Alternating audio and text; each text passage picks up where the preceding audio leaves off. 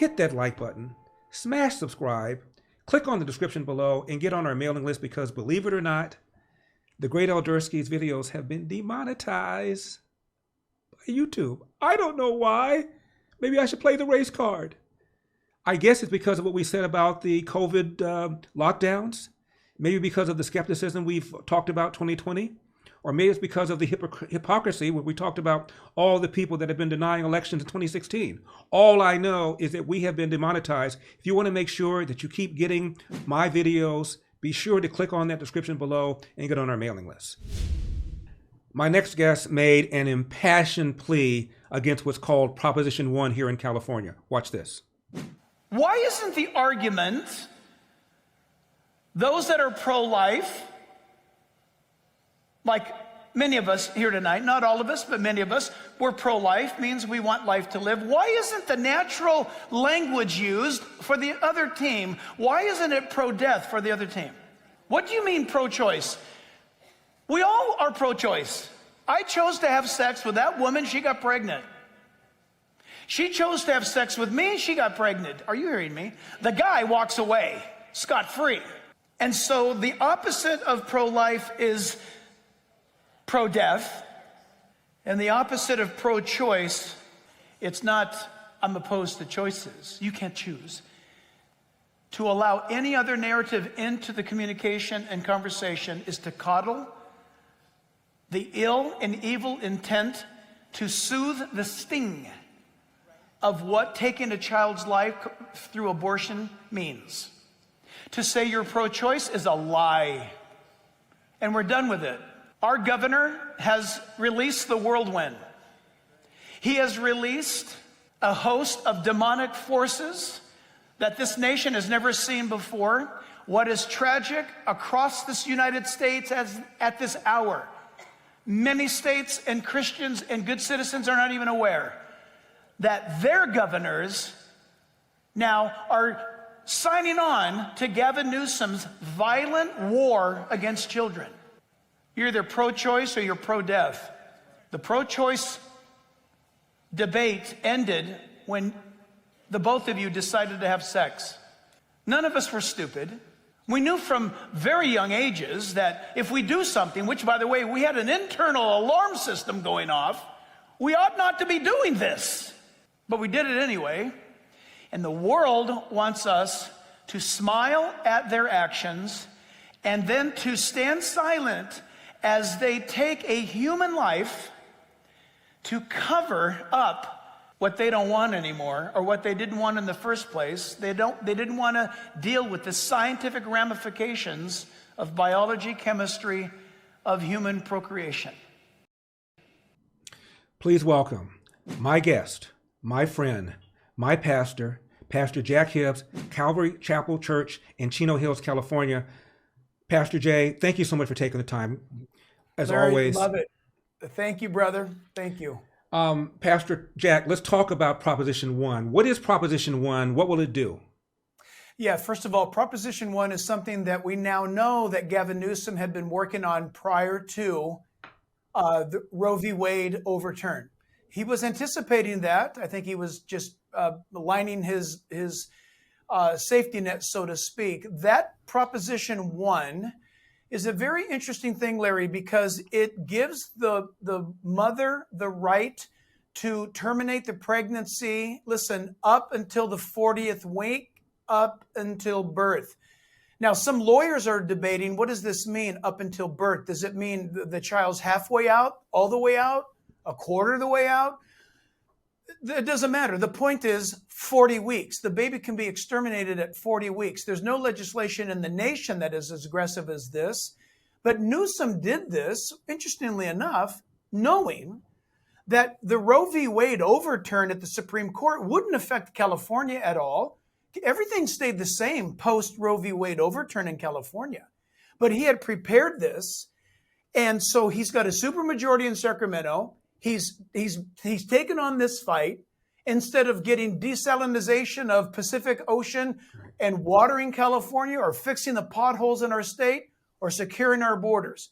He has gone headlong to destroy the unborn child. And we're on the campaign to counter that. StopProp1.com is our efforts to get the word out and to line California freeways from border to border, encouraging people to vote no on Prop 1, because, Larry, it is murderous.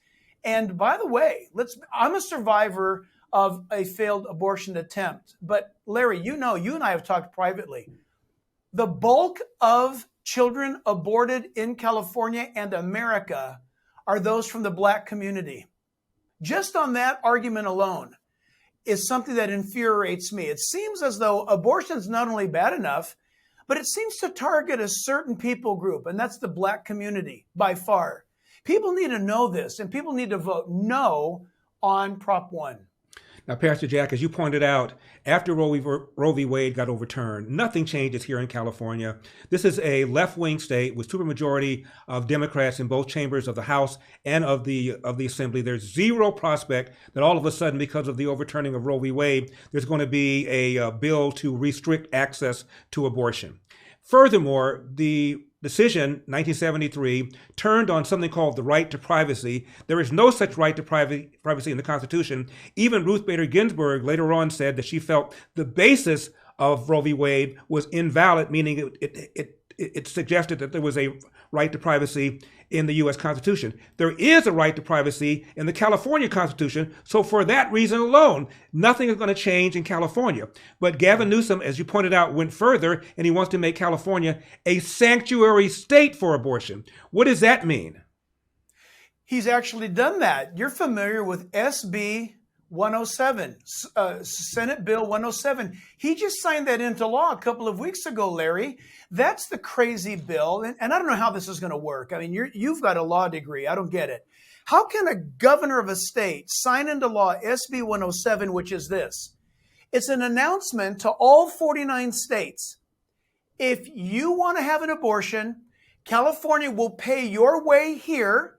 If you're underage, you don't have to tell your parents, and you can have not only introduction to abortion, but if you want to have a hormone replacement therapy, if you want to have sex change operation, SB 107, he signed into law. This guy has lost his mind, but here's the problem. In 49 states, people need to watch out what's happening here, because what happens here gets to the other states really quick. And so, look, you ran an amazing campaign in the recall election against him.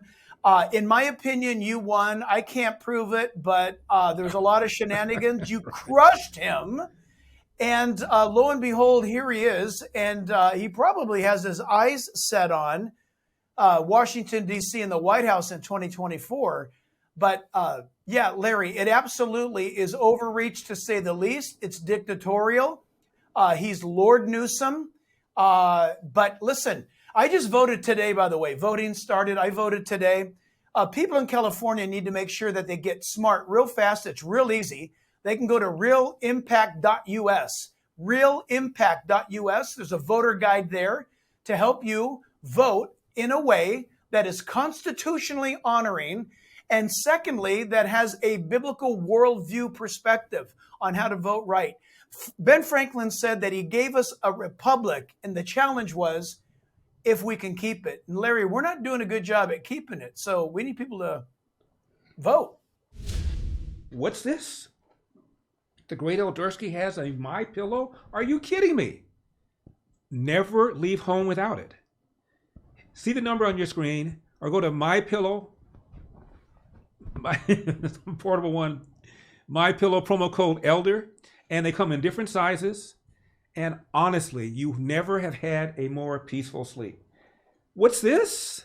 Elder has My Slippers, which come in different styles and in different colors. This happens to be a beautiful tan color, soft lining on the interior. And then what does Elder have? He also has a MyPillow Giza Dream bedsheet. He sure does. Again, see the number on your screen or go to mypillow.com, promo code ELDER. There are over 100 products, and these sheets come in different sizes and in different colors. They are the finest sheets in the world. Giza Dream bed sheets. Make sure you say the great Eldersky sent you. Number on the screen, MyPillow.com, promo code ELDER. Pastor Jack, a woman said something to me the other day on this issue, and no one had ever said this to me before, and I want to get your reaction to it. She said, and she's what we call pro-life, she said, what people who are pro-life don't understand, she said, especially men, every woman I know, she says, harbors a deep-seated fear that someday she may be raped, and if raped, may get pregnant. She said, every woman, even for a flash, has that deep-seated fear. And she said our side does not address that with the kind of sensitivity that she feels would be persuasive. Your reaction? Yeah, absolutely disagree from this reporter's opinion. This is what we do. This is what we say. As a believer, I'm coming from the Bible. I'm coming from what God says. Father knows best. If you've been raped, watch this. That is a horrific event that should not have happened to you. And according to the Bible, by the way, the rapist should die for that. Okay? But you've been vandalized and victimized by a rapist. So that's been done against you. Abortion's not the answer psychologically. We know physically it's damaging, but psychologically, listen, 2 acts don't make it right. Here's our loving, compassionate answer. And you, Larry, you and I sat at your home, at your table. We walked through this, which was a great idea on your part. Let someone who's pregnant and doesn't want the child, or it's a situation of incest or rape, let the church love that person locally. Let's cover the cost, the expense. Let's put the baby up for adoption. Let's not have you be raped and then go through the trauma forevermore, knowing that you went through an abortion as well because of your trauma. We get the trauma, but the baby did nothing. Let's let the baby live. Let's let the baby be adopted. But every time, I had a woman tell me this, Larry, Pastor Jack, I was raped. I was talked into having the baby. I gave birth to the baby. I'm so glad because I was 4 months pregnant when I was being talked into being to give an abortion. And I'd always thought then from that time on, whenever I saw a child, that's the age of my child today, I think, what would have happened if I would have aborted her? Mm-hmm. No woman needs to be haunted by that. Let us adopt your baby, but is the tragedy of being raped is horrific. And again, that man needs to pay for it. But please don't think that committing an abortion will take away the problem. It will just heap guilt on your heart, and you don't need that. Let us have your baby. Let us find a home for your baby. That should be the answer of every church in the state of California. Well, Pastor Jack, I pretty much gave that response, not as well, not as passionately as you did, but I pretty much gave her that response. But I also added something else. I said the likelihood is that the rapist is a bad guy who's done something like this before. And because of the soft on crime policies of people like Gavin Newsom and our DAs, he probably should not have been on the street in the first place. So if we have people that are truly concerned about assaults against women, people like that should do the time for the crime that they've done, and he probably would have been on the streets in the first place. Oh, Larry, that's the perfect answer. There wouldn't have been a rape if the courts wouldn't have let this guy out. Right. Absolutely right. Oh my goodness. To rape somebody is, to me, the ultimate. I mean, to violate someone not only by accosting them, but to abuse them from the inside out, so to speak, emotionally, mentally, spiritually. It's the epitome of crime. And I believe that rape should carry with it a death penalty, personally. Another thing the pro-death, to use your expression, side often says is that this decision, this Dobbs decision that reversed Roe v. Wade will, quote, cause women to die for lack of abortions, close quote. Yes, it's simply not going to happen. That is one of the talking points that's taken out of the 1930s and 1940s. That's probably one of their strongest arguing points out of thin air. What we've decided is going to kill people. That's just simply not true. But they're so desperate that is their go-to line. Look in the state of California, and again, we discussed this before in private, is the need for adoption. We need more kids. We got families waiting to adopt kids. But this process, there's not going to be the back alley abortion. In California, you can get abortions. Proposition 1 is to change the Constitution of the state of California to enshrine abortion. Listen to this, Larry. We commissioned a Rasmussen poll. And 79% of eligible voters, independent, Republican, Democrat, California, when asked, what do you think about Proposition 1? 3 sentences defined it. 79% of eligible voters said that's too extreme. Killing a baby at 40 weeks, killing a baby at 35 weeks. Think of that. 70% of those polled were Democrats who said, look, we're okay with early abortions, but abortion at that age? My kid was born a month early and he's completely fine. Extreme. Gavin Newsom, and I'd love to know why he's doing this. What's the deal for him to be so passionate to be on this crusade to kill babies? What's up? Why doesn't he fix our freeways? Instead, he's focusing on this. Why doesn't he fix our borders? Borders, human trafficking. You think he cares about human trafficking and sex trafficking down in San Diego and San Ysidro? I've been down there. I've seen it. Where is he on these things? Something's up, people. We need to vote this guy out of office. I think a guy by the name of Brian Daly is running for governor. It should be Larry Elder, but it's Brian Daly. And vote for anybody but Newsom. During my campaign, I was asked repeatedly about the Texas fetal heartbeat law. That's what all of a sudden made abortion a topic of conversation during the campaign, even though, one more time, given the left-wing status of California, nothing's going to change after the reversal of Roe v. Wade. But I was asked over and over again about that. And I said, just one time, like you to ask my opponent, at what point does he feel a pregnancy has gone to the point where having an abortion would be homicide? At what point? And of course, I never asked him that. Larry, I remember that. And listen, you said the heartbeat bill, when the heartbeat is detected. I think now the technology shows us, I may be off, but I'm going to be off by 3 days.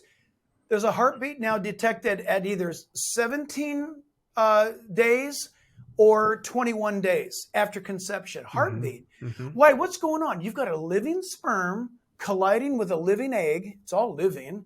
And in an instant, a miracle takes place. Even the scientific community can't understand it. That when this conception takes place, there's an explosion of DNA information that is more vast than our universe.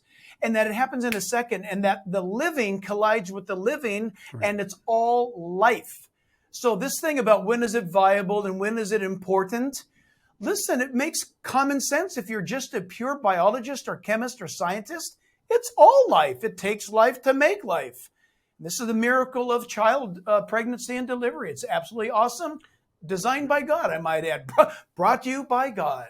Finally, Pastor Jack, Gavin Newsom says, overturning Roe versus Wade is all about men, quote, wanting to tell women what to do with their bodies. It's all about men having control over women, end of quote. And I pointed to polls that show a slightly higher percentage of women are pro-life than men. So I guess it's women wanting to tell women what to do with women's bodies as well.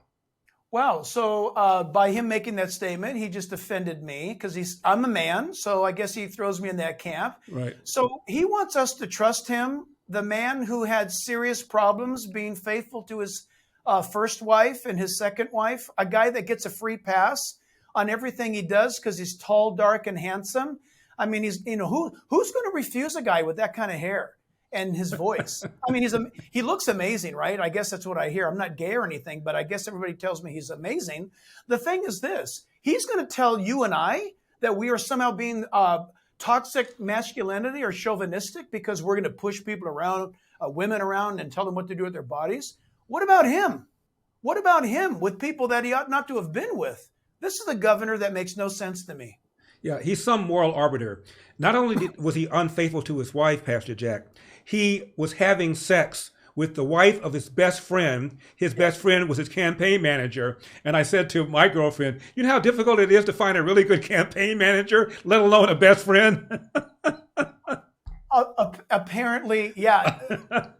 How about this? That poor campaign manager has got to think twice about getting behind somebody that he's supporting. Right. I mean, Larry, you make the point. How can we trust a guy who's supposed to take care of our kids, so to speak, right, with all of his rulings and decisions, our Constitution?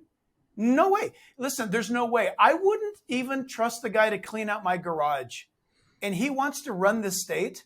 And then he wants to run for president. That's coming next. You're going to hear that soon. Oh, yeah. Yeah, it's off the charts. Californians need to change. Give them a new job.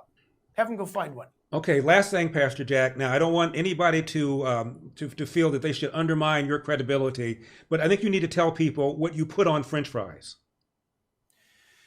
I think God invented French fries to dip them in milkshakes. Who puts a malt on their French fries? Everyone who I think has been highly enlightened, I believe.